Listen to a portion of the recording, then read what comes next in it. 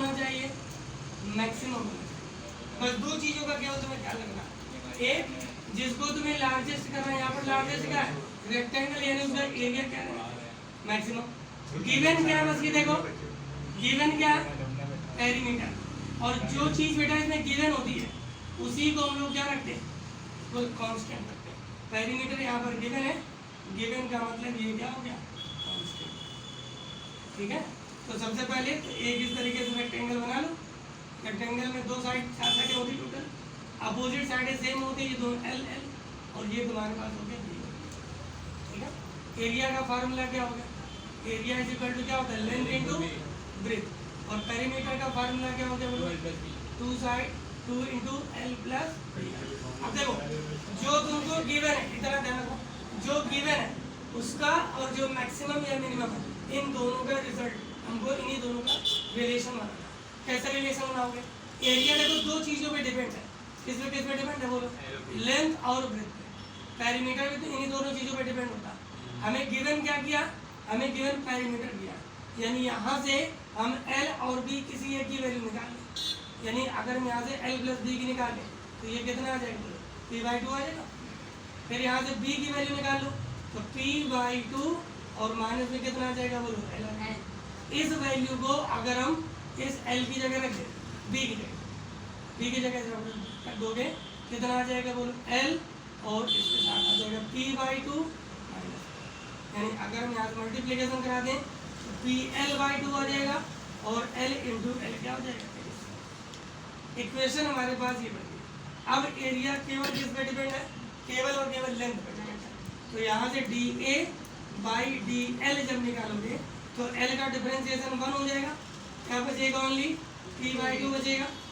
अब L square का differentiation कितना होगा, 2l हो जाएगा।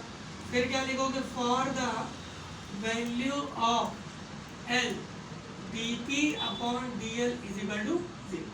तो जब D P upon D L equal to 0 आ जाएगा तो 0 is equal to P by two, और माइनस में कितना आ जाएगा बेटा।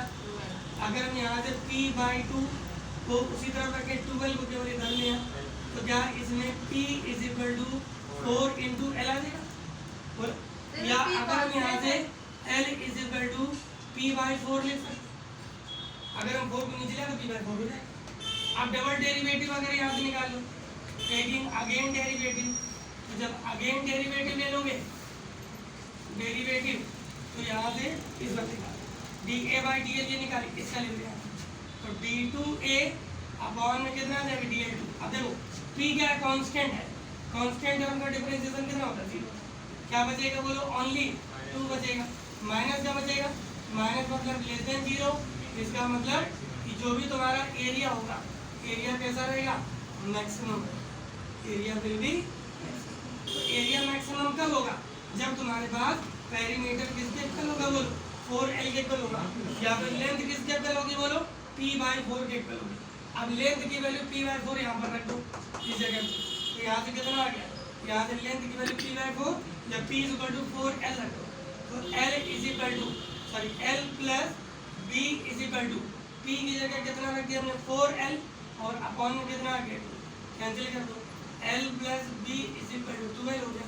तो b इज इक्वल टू यहाँ से हो गया 2l minus l, b is equal to कितना हो गया, यानी l और b आपस में क्या हो गया, सेम हो गए। जब l और b आपस में सेम हो गए तो यहाँ पर जो रेक्टेंगल है ये क्या बन जाएगा, तो यहाँ पर लिखोगे since here l is equal to b, यानी length is equal to width, then it is, बस इतना तुमको यहाँ से